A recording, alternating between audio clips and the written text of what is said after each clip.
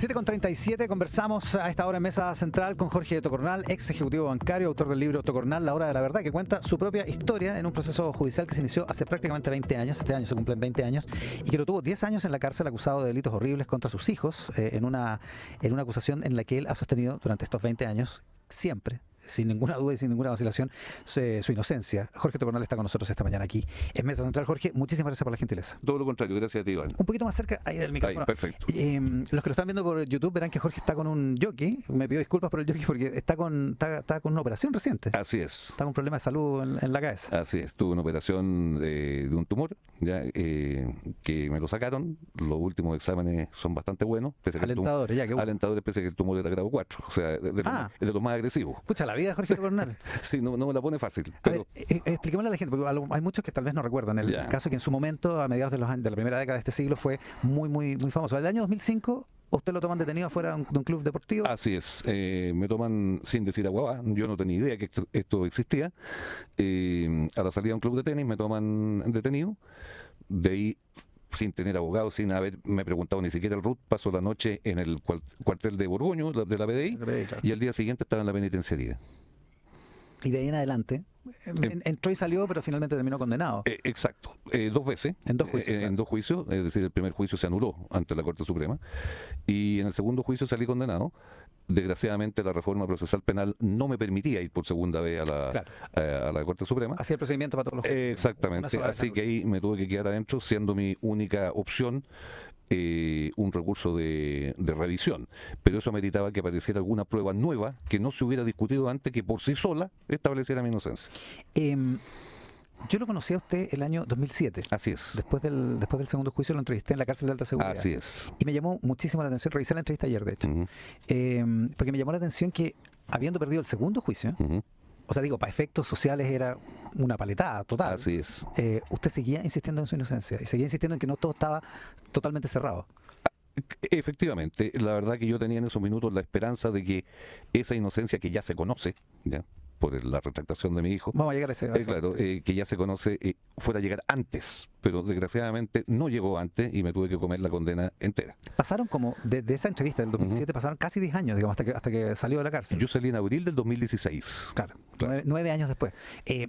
Y entre medio hubo al menos dos procesos donde se le daban beneficios y usted escribía cartas diciendo que no quería la libertad condicional. Efectivamente, los beneficios carcelarios, primero habría que hacer una explicación para que se entienda. Existen 2 tipos de beneficios: los intrapenitenciarios, ya que dependen de Gendarmería, y los beneficios legales que están por ley. Los beneficios legales son irrenunciables, ¿ya? Tú puedes participar o no de los procesos, pero el beneficio queda. Ahora, para usar el beneficio, tú tienes que firmar un papelito, ¿ya?, donde de alguna manera demuestras algún tipo de arrepentimiento y de intención de reparar un mal causado. Esas son las bases para cualquier... Por supuesto, cosa que yo no habría firmado jamás. ¿Por qué? Porque no corresponde. Yo no me puedo arrepentir de lo que no hice. Usted está acusado de violación y abuso sexual contra sus hijos. Así es. Contra sus 2 hijos, digamos. No, y mezclado. Pero claro. Era mezclado. Eran delitos gravísimos. Horribles. No creo que exista algo peor. ¿Ya? Por lo tanto, yo jamás habría firmado un papel de esas características, aunque eso me significara 15 años más dentro de la cárcel. Nunca. Y de hecho, salí de la cárcel porque ya en 11 meses más, 10 meses más me sacaban a la fuerza, porque estaba cumplido. Ya lo echaban. Claro. Y porque por tercera vez, asesorado por la persona que es su amigo, que escribe el prólogo del libro, en fin, que le dice, mejor que salgáis, y ahí usted decide no mandar la carta pidiendo que no lo consideren en el proceso. Bueno, por eso sale. La verdad que hay bastante más que eso, ¿ya? Yo me empecé a transformar en un problema para Gendarmería por no quererme ir, porque además en el sistema se respiraba que lo que yo decía era cierto, ¿ya? Y me llegó de muy buena fuente. Entonces, ¿qué pasa? Me empezaron a cambiar de cárcel, me sacaban de cárceles buenas, me ponían en malas, ¿ya? De alguna manera para ejercer una presión de que yo optara por irme, cosa que no hice. Peleé porque me devolvieran a la buena, pero no, cosa que yo no hice. Entonces, ¿qué pasó? Dentro de los beneficios intrapenitenciarios, cuando tú cumples 1 año te regalan 1 mes, en la medida que tengas la conducta, el aporte a la cárcel, etcétera. ¿Ya? Del segundo año para adelante te regalan 2 meses. Y de la mitad de la condena para adelante te regalan 3 meses. Eso para cualquier Por cada año cumplido. Por cada año cumplido. Eso quiere decir que nos encontramos en una situación que tú puedes llevar 10 años reales, pero son casi 13 contables. Ya. ¿Ya? Entonces, por eso te empiezan a sacar con esa numeración. Siempre y cuando tú firmes el papelito, todo cosa que yo nunca firmé. Del arrepentimiento y la reparación. Exactamente, que jamás. ¿Se arrepiente de haber vivido todo eso habiendo podido salir antes? No, No, ¿eh? no. Lo volvería a hacer. Porque si hay una cosa que ha pegado firme, es esa.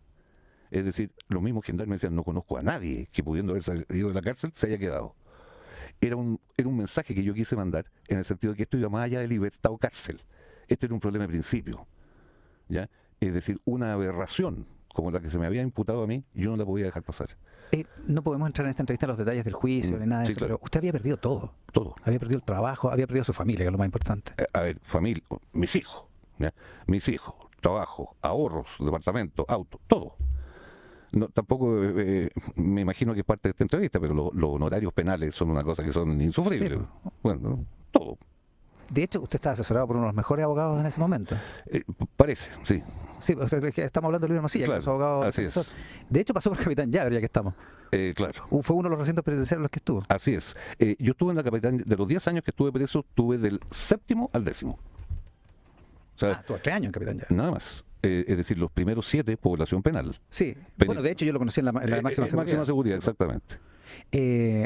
Perdón la No, disrupción, pero ¿qué opina de todo lo que está pasando con Hermosilla y Capitán Llaver y todo eso? Siempre que me lo preguntan, yo no me refiero al caso de Luis Hermosilla. No me refiero. ¿Está agradecido de él en todo caso?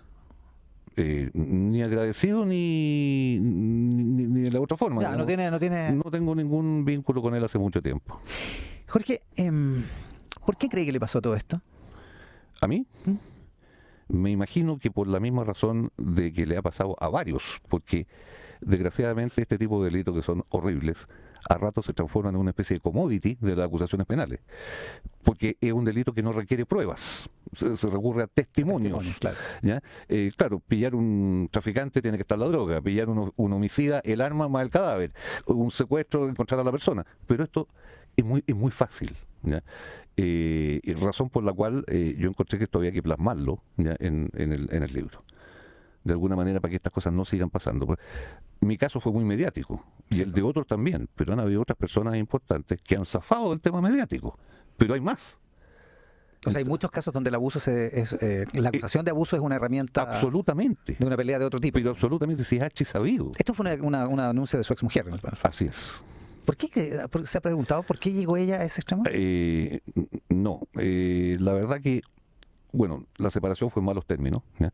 Hay personas que no entienden que una separación es un fracaso mutuo, de dos personas que se equivocaron nomás, pero no tiene por qué ser combate. ¿Ya? Y empezó con el tema del combate, empezó con cosas chicas, se le iba ganando las cosas chicas, hasta que de repente estalló esto sin decir agua baño, no tenía idea que esta acusación existía. De hecho, sale en el libro, y es archisabido por todo el mundo que conoce medianamente el caso, ellos dicen que se enteraron por ahí por un mes de septiembre y me seguían pasando los niños hasta noviembre. Claro, porque a usted lo toman preso a principios de diciembre del 2005. Exacto. Claro. ¿Quién puede entender una cosa así? ¿Quién? O sea, que alguien que sabe o que un niño acusó se lo sigue pasando al abusador. abusador. Sí, no tiene sentido. Durante 3 meses más. Yo se lo pregunté en el 2007. ¿Ya? ¿Por qué cree que su mujer hizo eso realmente? ¿Se lo he vuelto a preguntar? ¿Alguna vez volvió a hablar con ella? No. ¿Y Nunca por, por qué cree que hizo eso? ¿Por qué llegó a esa...? Porque de divorcios combatidos hay Sí. un montón, digamos, pero esto es... A ver, yo creo, me da la impresión que era por la única vía que realmente me podría haber hecho daño, porque todas las demás que se le ocurrieron las perdió. ¿Ya? Ahora, empezaba la reforma procesal penal, que venía con todo un eslogan, ¿no es cierto? Justicia para todos, para ricos, pobres, para bonitos, feos, en fin, no sé en qué categoría estaba yo, rico en ningún caso. Y yo fui como el tercer caso, entonces caí como anillo al dedo. Y de alguna manera, aunque no es muy elegante la palabra, se junta el hambre con las ganas de comer, ¿no es cierto? La Fiscalía con Armendari y sus secuaces, ¿ya? Que muchos de ellos ya no están, como de la Barra y otros tipos más. Y la verdad que se forma una persecución, basta leer el voto absolutorio de la jueza Dorio Campo, ¿ya? Donde detalla, pero al hueso, todo lo que a mí me estaban haciendo. Que el voto minoría en uno de los juicios. En el primero, En el primer juicio. voto de minoría en el primero. ¿Por qué cree que la Fiscalía se ensañó? Porque yo creo que yo les convenía mucho, ¿ya? Con la puesta en marcha de esto para mandar un mensaje: estamos haciendo la pega, que no la hicieron por ningún lado, lo demás. O sea, tú puedes entender que a mí me meten preso por primera vez en calidad de imputado, ¿ya? a la penitenciaría, paso un mes adentro, salgo y todavía ni un fiscal me llama para preguntarme qué tengo que decir. Mi RUT, donde vivo, tuvo que ir uno de mis abogados a exigir que me tomaran una declaración. No, es bien increíble. A ver, Iván, más allá de increíble, perdóname la autorreferencia, pero yo todavía no entiendo una persona que tenga media duda del caso, que lo conozca. Media duda, no hay por dónde. Estamos hablando con Jorge Tocornal, autor de Tocornal, La Hora de la Verdad. Hay lo mencionó usted a la pasada, y le dije que íbamos a llegar a esto. En el 2018, o sea, 13 años después de la denuncia, su hijo mayor se retracta. Así es. ¿Cómo fue ese proceso? A ver, primero, para aclarar, el testimonio que a mí me metió preso fue el de él, porque el del chico fue desestimado porque tenía 5 años. Era demasiado chico, claro. Era demasiado chico, fue el de él. ¿Ya? Él cuenta y él me dice que él tuvo ganas de buscarme muchas veces y de hablar antes, pero que había sido amenazado en esa familia. Los que conocen a esa familia, y yo inclusive me cuadra perfectamente que funcionaban bajo amenaza, básicamente económica. Ya. Te quito esto, en fin. Bueno, él busca primero al abogado Juan Pablo Hermosilla pensando que era él mi abogado. Ya. Y Juan Pablo lo deriva donde Luis. Y Luis me llama y me dice, mira, me está buscando tu hijo mayor porque quiere hablar conmigo acerca de la inocencia de su padre. Mi primera reacción, ¿ya? Y él lo va a Usted entender. lleva 2 años ya. Yo llevaba 2 años en libertad, ya Libertad, después claro. condena cumplida. Exacto. Ya. Me dice, yo le digo, ¿no será una trampa? ¿Ya? No, mira, lo voy a citar a mi oficina y lo voy a grabar, pero le voy a decir que lo voy a grabar. No va a ser sorpresa Ya. para él, a ver si él está de acuerdo. Y estuvo de acuerdo. Y se formó ahí una especie de mesa de 7 personas, donde estaba Luis Hermosilla, donde habían 2 abogados del estudio, donde estaba una profesora de él, que había sido entre hermana mayor y mamá de él, cada vez que lo echaban de la casa ella lo apañaba, en fin. Entonces, una notario público, Loreto Saldívar. Ya. Y ahí él hizo una declaración en audio de 1 hora y media, ¿ya? Que es absolutamente monstruosa. ¿En qué sentido, monstruosa? Que para un papá, es decir, te tirita todo, ¿ya? Es decir, uno decía, a mí me estaban acusando por la mitad de lo que yo estoy oyendo siendo mentira. Y eso que es el doble, ¿ya? Está impune. Bueno, parece película, pero así es. Porque él describe, bueno, primero él describe que todo lo que dijo fue mentira, Así ¿no? es. Fue orquestado por... Así es. Él dice que el papá, a ver, primero los buenos recuerdos que tenía mío y las ganas que tenía de encontrarse conmigo durante mucho tiempo. Y segundo dice que el papá jamás le había tirado en el pelo. Nunca. Que por lo demás lo que yo digo del día 1 y sostengo como te escuché hace 20 años. La verdad real ya la tengo. Ahora estoy peleando por la verdad jurídica. ¿Por qué dice que es monstruoso lo que dice? ¿Él relata otro tipo de abusos? No. ¿No? A ver, partamos. Sexuales no. Ya. Sexuales no.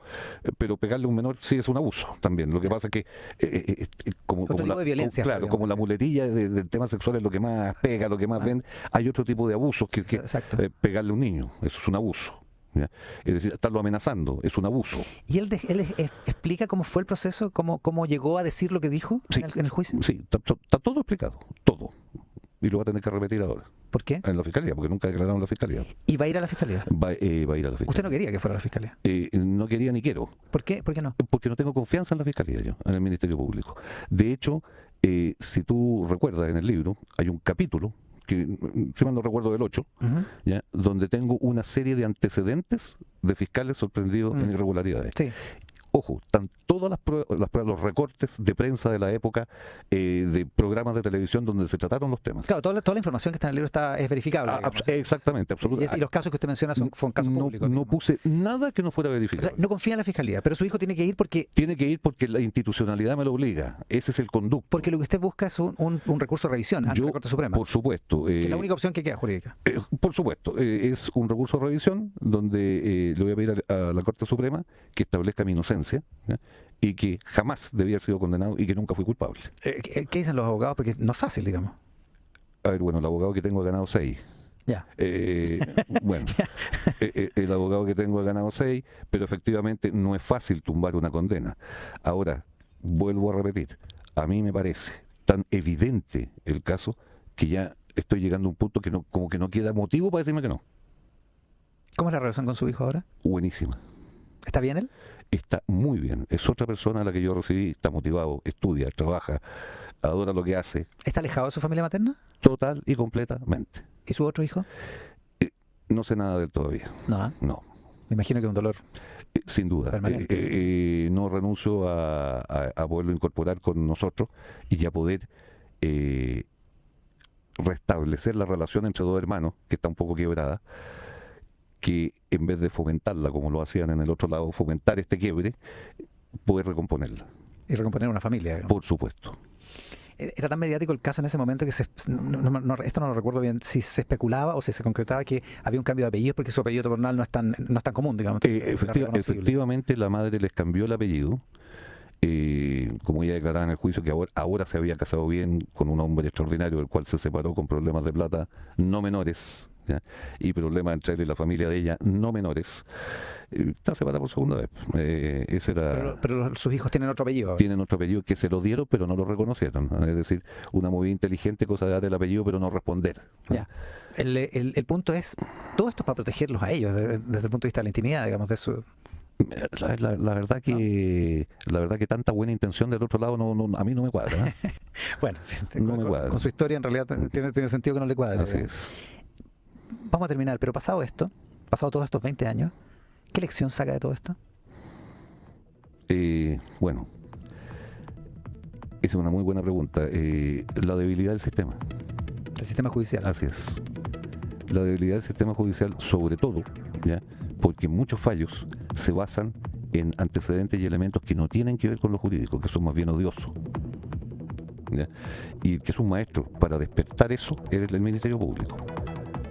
¿Ya? Es decir, no sé, yo con el apellido que tenía me pasaba con luz roja, escupía a los pobres, hacía lo que quería, no pagaba impuestos. Claro, Entonces lo describieron usted como un... empiezas a generar un ser, ¿ya? Despreciable. Claro, hay que figurar, hay que dibujar la personalidad. Más o menos de eso. Y a la larga el libro lo que ha demostrado es que todo eso se fue cayendo uno por uno. Hay mucha gente que con intención, o sea, sin intención, con premeditación, le hizo daño. ¿Ha perdonado? A ver, si te refieres a la parte de mi ex mujer, no, ¿ya? Pero hay una cosa así, mira, yo podría llegar a perdonar 10 años de cárcel, que es una década, ¿ya? No nos olvidemos que cuando recién salí, a mí me gustan estos juegos matemáticos, cuando recién salí de la cárcel había pasado el 19% de mi vida preso, ¿ya? Bueno, yo podría, no digo que lo voy a hacer, pero podría, pero lo que no voy a perdonar jamás es el daño hecho a mis hijos. Eso sí que no. Mis hijos son intocables. Jorge, muchísimas gracias por haber venido. Todo lo contrario, Iván, un gusto conversar contigo. Jorge Tocornal es autor de Tocornal, La Hora de la Verdad. Acá está el libro. Y, por cierto, está en las librerías, ¿no? Por supuesto, todavía están todas. Todavía se encuentra porque está publicado, lleva un poco un año. Ya está en la segunda edición. Excelente, Jorge, muchísimas gracias por la gentileza. Todo lo contrario, Iván, gracias a ti. La pausa, volvemos con el Rat Pack.